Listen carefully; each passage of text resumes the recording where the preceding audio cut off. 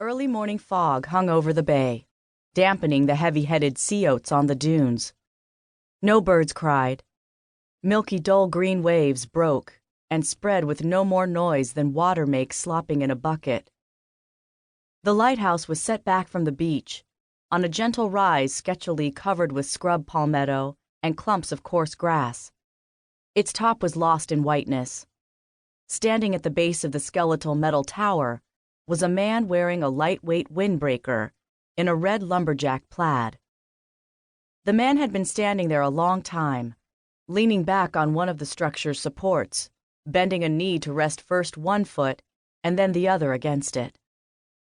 When the muffled drone of an outboard motor reached his ears, the man straightened. He walked toward the beach and stood at the end of the dunes. The motor cut off, its cessation intensifying the hush. A moment or two later, the man in the plaid jacket heard splashing.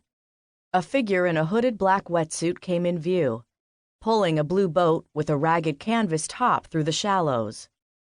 The diver beached the boat in the listless surf. His back was turned, and he didn't hear the lumberjack approach. He reached into the boat and pulled out a burlap sack. The sack seemed heavy, and when he placed it on the packed sand, it made a faint clatter.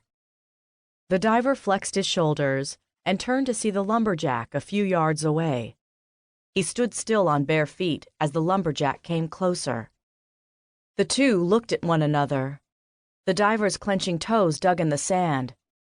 When the lumberjack shifted his weight, the diver could see the gun clipped to the belt of the man's jeans.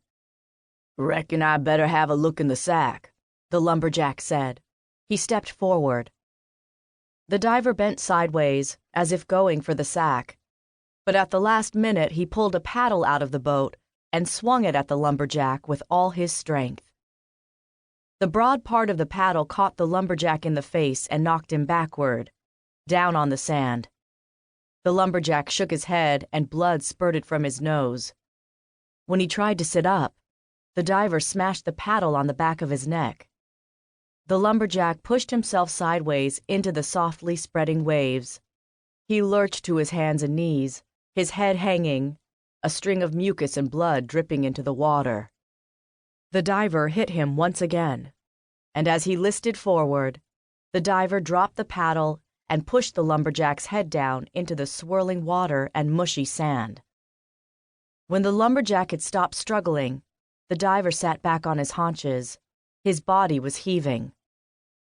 "Don't you come at me," he whispered to the lumberjack's corpse. "Don't you come at me." The diver splashed salt water on his face and replaced the heavy sack in the blue boat. He gripped the lumberjack under the arms and hauled him over the side of the boat. The lumberjack flopped into the bottom like a red plaid fish, but heavy and gone already, without gasping and thumping or arching death throes. The diver splashed his face again. Blinking rapidly, he turned towards the dunes and saw the old lady. She stood skinny and still as an egret, her white hair ruffled on top. She clutched a gray sweater around her. He could feel her accusation moving toward him, sharp and clear. The diver glanced at the boat where the lumberjack lay and said, "I didn't, but it was no use." "Oh, hell," he said, and surged up the beach toward the old lady. She ran faster than he would have credited, her blue-veined legs scissoring, her battered sneakers and crew socks churning through the sand, but of course he caught her.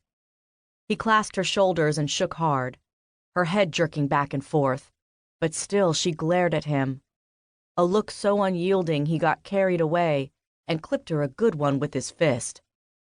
Her mouth fell open, her eyes turned up, and she fell out of his grasp, disjointed as a handful of toothpicks.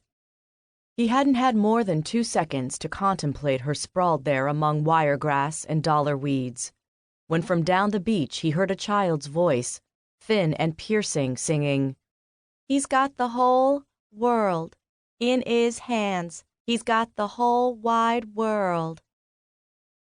The diver left the old lady where she lay and ran back to the boat. His body was slick with sweat inside his wetsuit. He pushed the boat out, guiding it, scrambling